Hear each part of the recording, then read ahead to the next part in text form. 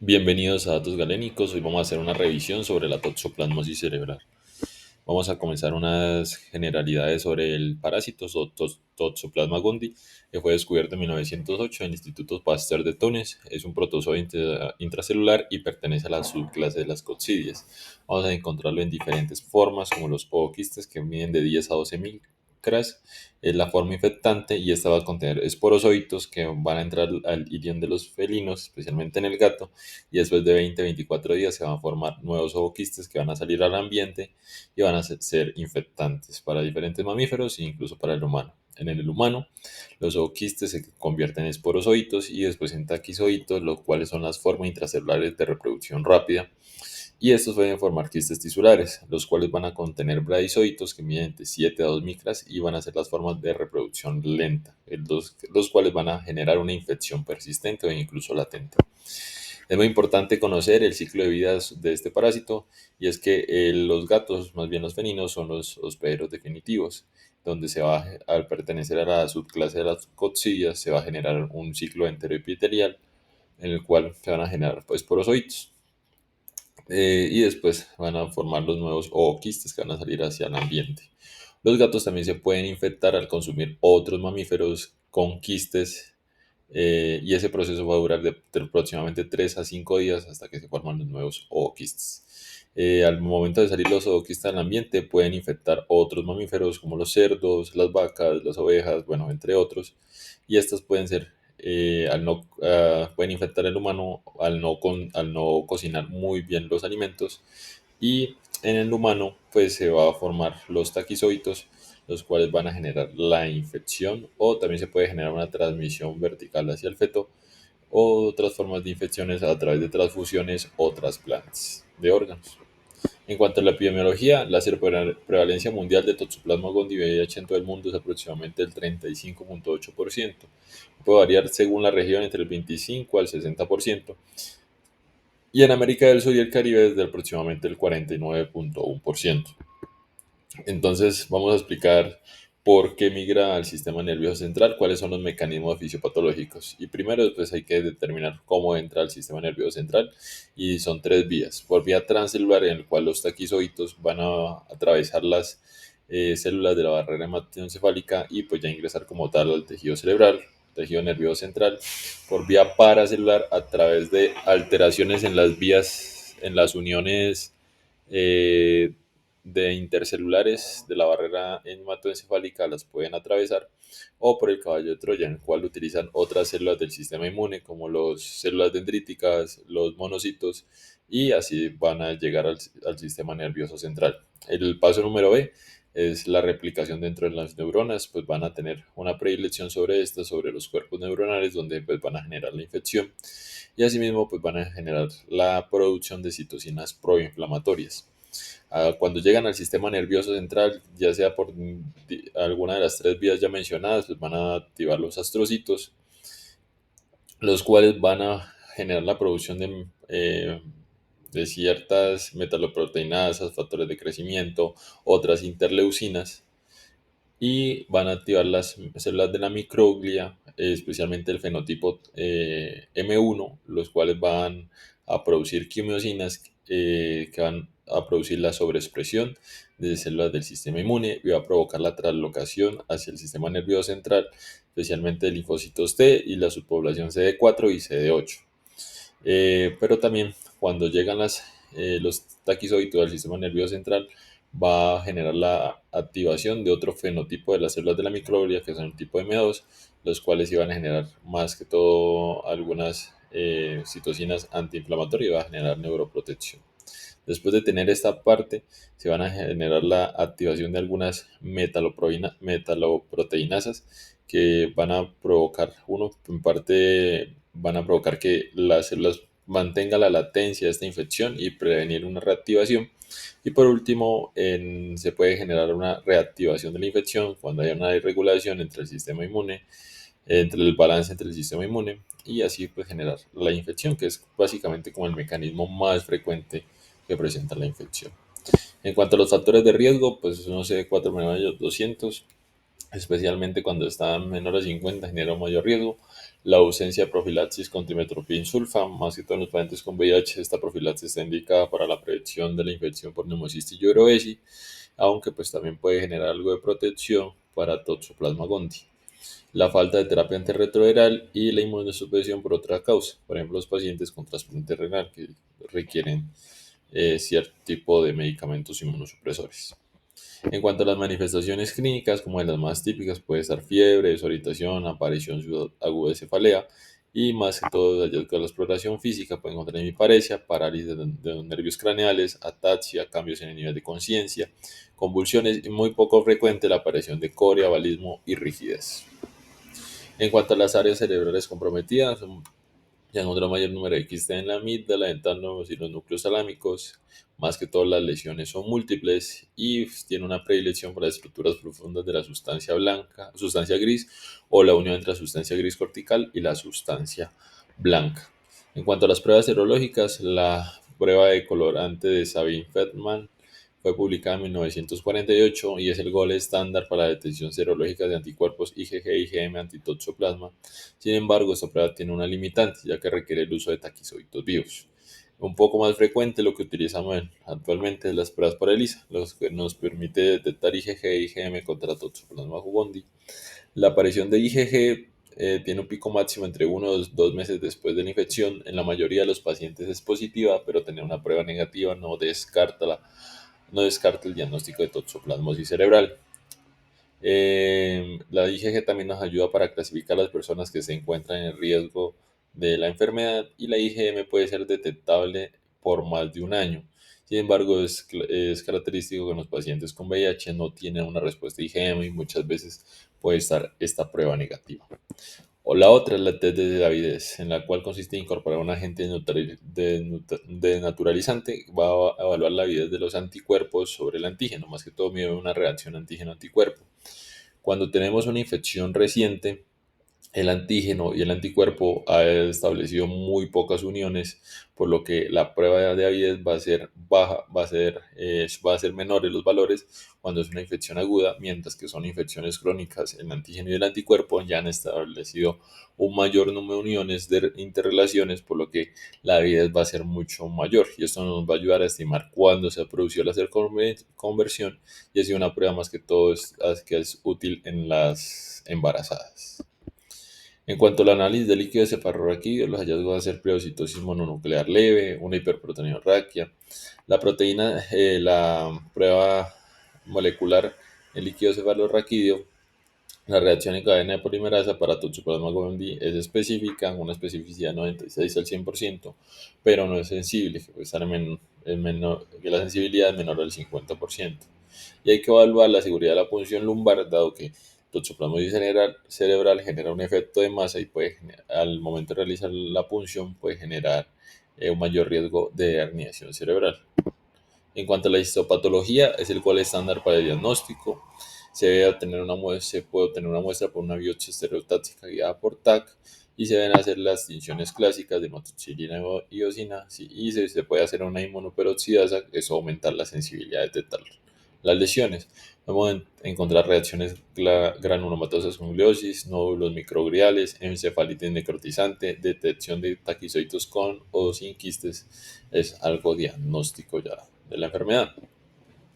Esta es una biopsia de una paciente con toxoplasmosis cerebral y un trasplante renal.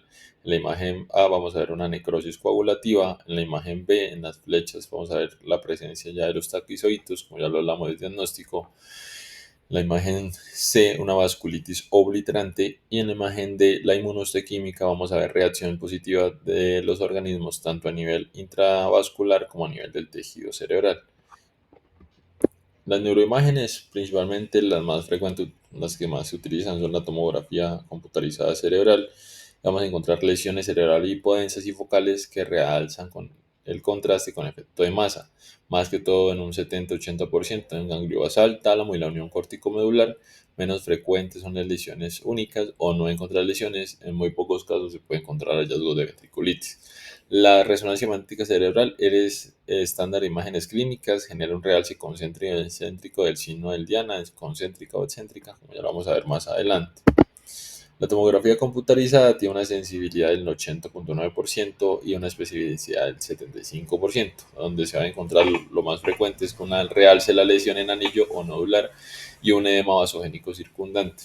En un estudio en el que valoraron 103 pacientes con toxoplasmosis cerebral, fue normal en 3%, las lesiones presentaban una realce en 91%, el edema estaba en un 78% de los pacientes y la localización fue frontal y ganglio basal en ambos en el 48% de los pacientes y un poco menos frecuente a nivel del cerebelo o incluso el tálamo un 10% de los pacientes. El número de las lesiones, solo el 27% de los pacientes tenía una lesión única, mientras que el resto, la gran mayoría, tenía dos o más lesiones a nivel cerebral. Estos son los signos que vamos a ver: múltiples lesiones cerebrales focales que realzan en forma de anillo y con edema en ambos hemisferios, con edema circundante, más que todo un edema de origen vasogénico. Es una imagen de control 6 meses después, aunque vemos algunas hipodensidades residuales sin realce, y una imagen 3 años después, donde vamos a ver solo lesiones calcificadas. Muy importante tener en cuenta la tomografía computarizada como ayuda diagnóstica, dado que en muchos centros hospitalarios no se cuenta con resonancia magnética.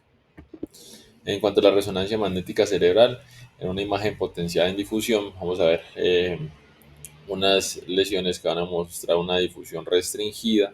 Vamos aquí a nivel ganglio basal, a nivel del lado izquierdo, un poco una lesión también del lado derecho, un poco más occipital del lado izquierdo. Un coeficiente de difusión aparente bajo en estas mismas lesiones en la imagen por FLAIR, múltiples lesiones intraparenquimatosas focales hipointensas con carcaoidema hiperintenso. Entonces vamos a ver las lesiones focales hipointensas con el edema hiperintenso circundante. En esta imagen pues vemos 4 lesiones. Y el signo de la diana excéntrica es visible en esta gran lesión occipital, en la cual genera un realce periférico con una masa adyacente a la pared, que esto es característico y se puede de la toxoplasmosis cerebral y se puede ver hasta en el 30% de los pacientes. En el FLAIR, el signo de la diana concéntrica, también pues vamos a ver áreas hipointensas o con otras áreas hiperintensas. Y el TW post contraste es una imagen potenciada en T1. Post contraste, la lesión en el lóbulo occipital derecho muestra un realce irregular, como lo vemos en esta parte de acá, que son otra imagen de la resonancia cerebral. Vemos un mismo corte donde en la imagen A muestra un flare con un signo de diana concéntrica en el lóbulo frontal izquierdo, como lo vemos acá. La imagen potenciada en difusión, una señal mixta con un coeficiente de difusión aparentemente bajo. Y las imágenes de T1, vamos a ver el anillo con realce periférico.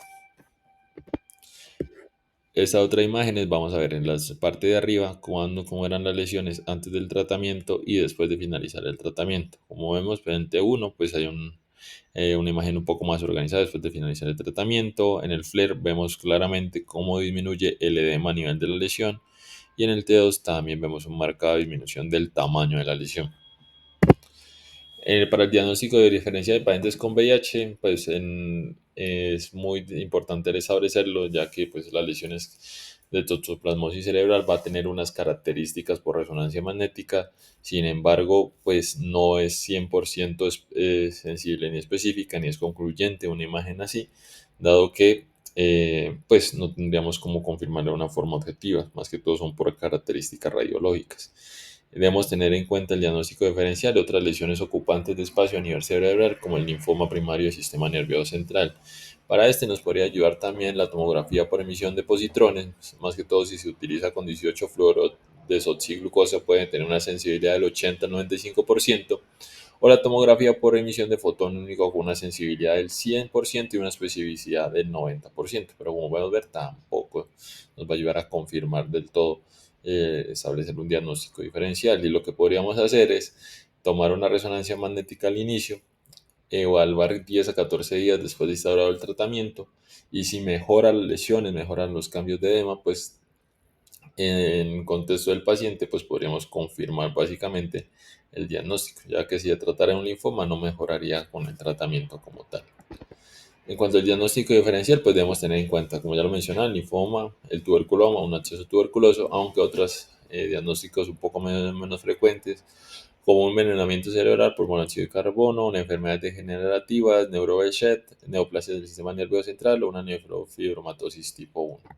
Una forma más fácil de recordar y el diagnóstico diferencial es que más que todo son lesiones ocupantes de espacios y podemos tener esta mnemotecnia, que es Magical Doctor, metástasis, A de absceso, G glioblastoma, I de infarto, una fase aguda o también de inflamatorio, neurocisticercosis o un tuberculoma, C de contusión, A por la sigla en inglés del SIDA, como debemos pensar toxoplasmosis, criptococosis, L de linfoma, la D de una enfermedad desmielinizante y la R por radiación, la necrosis más que todo, que genera la radiación. En cuanto al tratamiento, el parásito puede persistir de forma latente en la etapa quística. Ningún medicamento puede eliminar los quistes tisulares y más que todo el tratamiento está enfocado en controlar infecciones agudas o una recaída, más que todo tratar de eliminar los taquizoides. Algunas opciones son la pirimetamina, sulfadiacina o la clindamicina, asociado con ácido folínico, dosis altas de trimetoprim, acitromicina, entre otros que ya vamos a ver a continuación. Entonces, ¿por qué sí? ¿Cómo actúan más que todos los medicamentos que se dan para Toxoplasma gondii? Y es que este utiliza dos enzimas necesarias para la síntesis de folato, dihidrofolato reductasa y dihidroteroato sintetasa. Entonces, en el metabolismo del ácido fólico, que es fundamental para la síntesis y reparación del ADN, entonces vamos a ver que estas dos enzimas actúan en este ciclo celular. Las sulfonamidas actuando sobre la dihidroteroato sintetasa y el trimetoprim y la pirimetamina sobre la dihidrofolato reductasa. Al bloquear estas dos vías, pues se va a bloquear la formación de ácido fólico y por consiguiente la formación de ácidos nucleicos. Por lo tanto, los esquemas de tratamiento propuestos son básicamente dos fases, una etapa de inducción y una etapa de mantenimiento. La etapa de inducción sugiere mantener por lo menos 6 semanas de mejoría clínica y radiológica. La opción número uno, las recomendaciones de la ITSE es que se dé pirimetamina sulfadiazina combinado con ácido folínico, dado que pues, el uso de estos medicamentos tiene un riesgo de mielosupresión del 45%. Es muy importante tener en cuenta que es ácido folínico y no ácido fólico. El ácido fólico se ha asociado con una disminución de la efectividad del tratamiento. La alternativa número uno es pirimetamina más clindamicina. La alternativa número dos, y creo que una de las que más se utiliza, es el trimetoprim sulfa a las dosis de 5 miligramos kilo 2 veces al día, dado que pues está un poco más disponible que este otro medicamento de acá. Y así las otras combinaciones como acitromicina, clindamicina, entre otros. La fase de mantenimiento se sugiere realizar hasta que la CD4 se mantenga mayor a 200 o cuando la carga viral sea indetectable por hasta 6 meses. La se debe dar algo así como terapia de mantenimiento o profilaxis con pirimetamina sulfadiazina, pirimetamina clindamicina y o trimetoprim sulfa, entre otras opciones para la terapia de mantenimiento. En cuanto a los esteroides, son necesarios para reducir el edema cerebral, aumentan la inmunosupresión, más que todo están recomendados para lesiones cerebrales con efecto de masa o edema asociado. Y la recomendación es utilizar dexametasona 4 miligramos cada 6 horas hasta por 7 días, no más de este tiempo, es la recomendación. Y por último, en cuanto al tratamiento, la profilaxis secundaria con trimetoprim sulfa. Entonces, un metaanálisis valoraron la profilaxis con trimetoprim sulfa revisando la base de datos de Postman, Base, Cochrane, encontraron 6 estudios que cumplieron los criterios de inclusión del estudio y 4 eran antes de la era del tratamiento antirretroviral altamente efectivo y 2 después de esta era. Entonces vieron que la tasa de reinfección, de recaída en general era del 16.4%, sin embargo hay que tener en cuenta que la heterogeneidad de los estudios era muy alta, el 83%, con un intervalo de confianza entre el 58 a un 90%. Llamativamente, de los 4 estudios antes de la terapia antirretroviral, pues la tasa de recaída era un poco menor que comparado con los estudios después del inicio de la terapia antirretroviral altamente efectiva, que era del 14 versus el 19%. Sin embargo, pues también la heterogeneidad fue muy alta y esto pues los autores consideran que es atribuible al tiempo de seguimiento. Los estudios de acá, en la era pre-terapia antirretroviral, el seguimiento era aproximadamente 3 a 6 meses, mientras que en los dos estudios post, con los pacientes ya utilizaban terapia antirretroviral altamente efectiva, los periodos de seguimiento eran 31 a 36 meses. Y lo otro era que, pues aunque no lo valoró como tal el metaanálisis, la escasa adherencia a la profilaxis secundaria, pues se consideraba como la causa más probable.